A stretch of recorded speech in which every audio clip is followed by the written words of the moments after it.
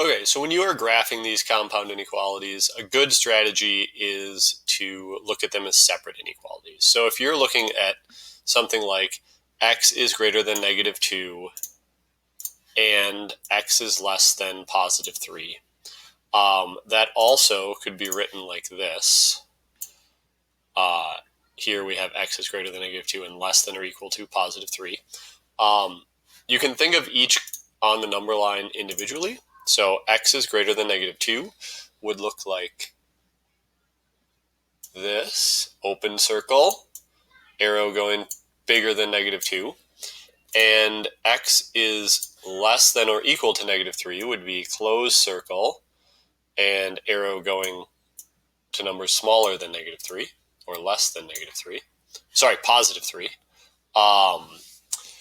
And then if you put those together like this or like this, oops, I lost my line that I drew in. This is an or equal to. Then what you end up with is these two things put together. You can see how those arrows would connect. So we have open circle on one side, filled in circle on the other side, and this is the only section of the line we're talking about.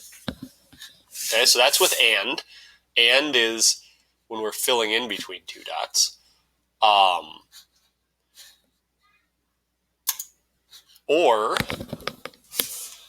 this is x is less than or equal to 3, or x is greater than 5. So in and we're saying both of these things have to be true because dots in here, right, in this area make both inequalities true. And when we're saying or, what we're really saying is that we need values that make one of these true. And when we set up these or inequalities, it's usually not possible to have one value that makes both inequalities true.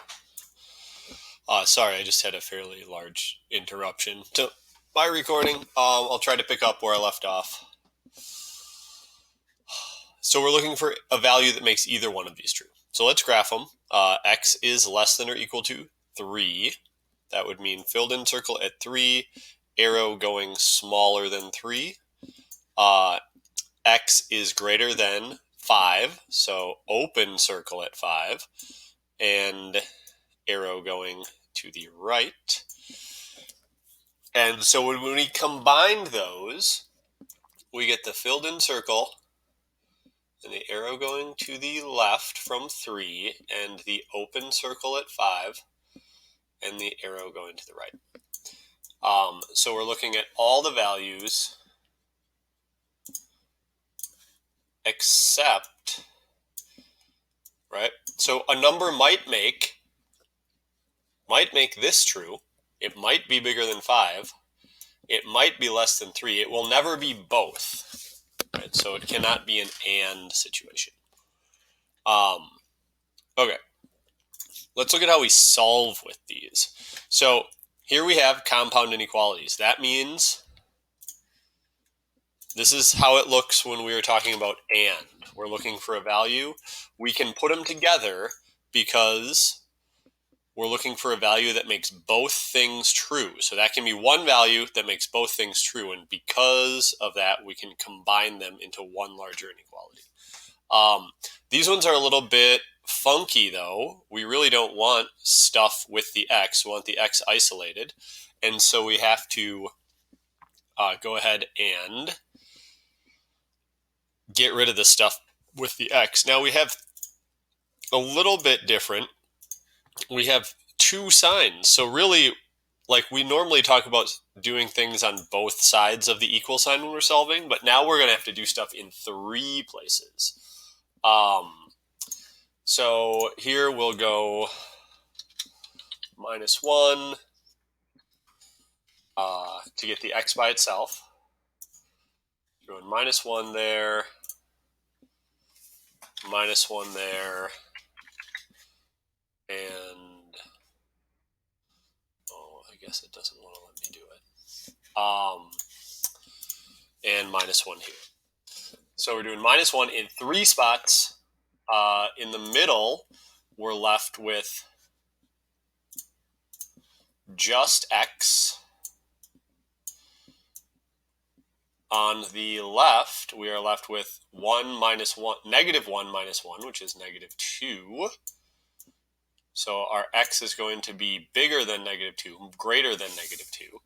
And on the other side, we have our less than or equal to, and 7 minus 1 is 6. So here our inequality becomes, and we can do these separately, right? We can just think about them each individually.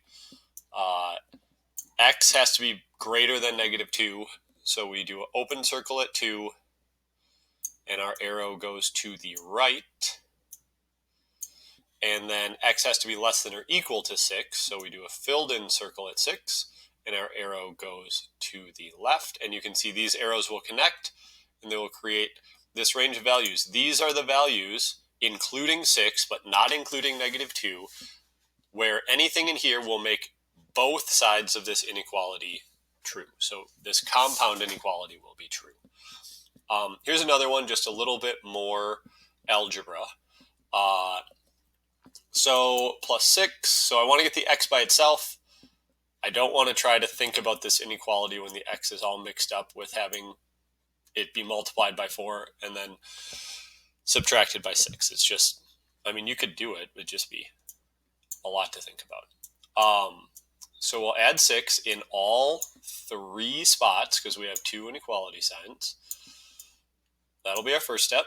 8, that's supposed to be a +6, not whatever it looked like. And then it's still, remember, this will switch if I multiply or divide by a negative, but I haven't done that. So these are going to stay the same. In the middle now we have just 4 times x. So 8 is less than or equal to some number multiplied by 4. We don't know what number yet, or what numbers would work there. And 22 plus 6 is 28. So some number times 4 is less than 28.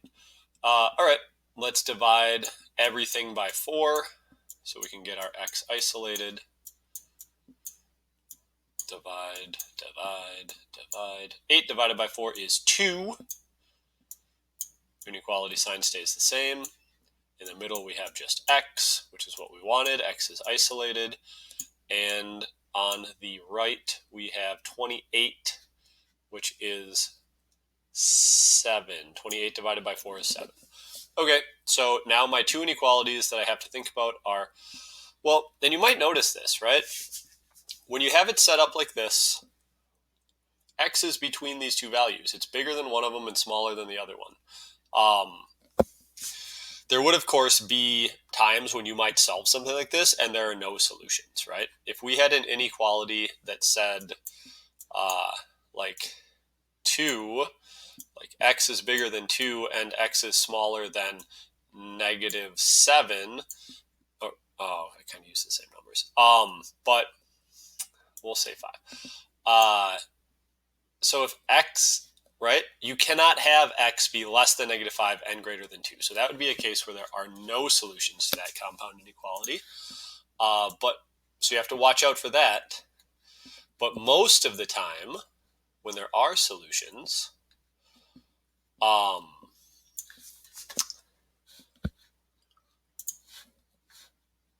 what this is really saying is x is between these 2 numbers. So we put our closed circle at 2,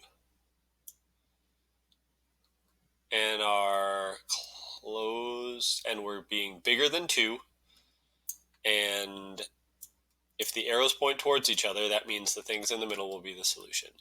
And we're being less than 7, including 7, so closed circle at 7. So this is our range of values that will make this compound inequality true. So that's how you work with and oops. And I also want to show you how to work with or. So here is an inequality where we're working with or. When you're working with or, that means we just have to make one or the other one true. And we're now solving because x has stuff with it. And we want to solve for x. We want x to be isolated. We don't want stuff with the x. So on this side, I'll go plus 2, and now I'm just going to work with this side, and I'm going to completely ignore the other side. I'm just going to figure this out first. So I end up with 3x is less than or equal to negative 11. 2 more than negative 11 is negative 9. And divide by 3, divide by 3. I haven't had to do any weird things with negatives, so my equality sign stays the same. X is here, and negative 9 divided by 3 is negative 3. So we're saying x is less than negative 3. That's one of the possibilities, is all the values that make that true. Or we're also going to include all the values that make this true, which are negative 8, or let's see, 2x plus 8. So I go minus 8 on both sides. 2x is greater than 8. Divide by 2, divide by 2, and x is greater than 4. All right, so there we go. Those are my two inequalities. It has to be less than 3 or greater than. Let's put that onto a number line. So I want x less than negative 3, or less than or equal to negative 3. So filled in circle at negative 3, arrow going to values that are less than negative 3.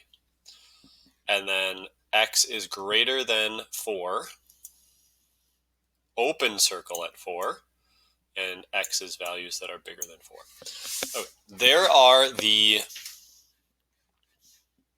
values that make one or the other one of these true. So any values that fall to the left of negative 3 or to the right of positive 4 will make one of these true. And because this is an or inequality, if we make one of them true, that is all we need, this or that. If one of them is a yes, then the whole thing is a yes. All right. So try a couple of those. Make sure you graph them. Make sure you get your open circles, closed circles. Watch out for dividing by negatives. Think carefully about your graph, because there is always the possibility that with and compound equalities, the ones that involve and, remember there's always the possibility that there's going to be a sneaky one where there is no possible solution. So you have to graph it and think about it. All right, good luck with those. And once you're done with those, we will look at a couple other things with compound inequalities for this lesson.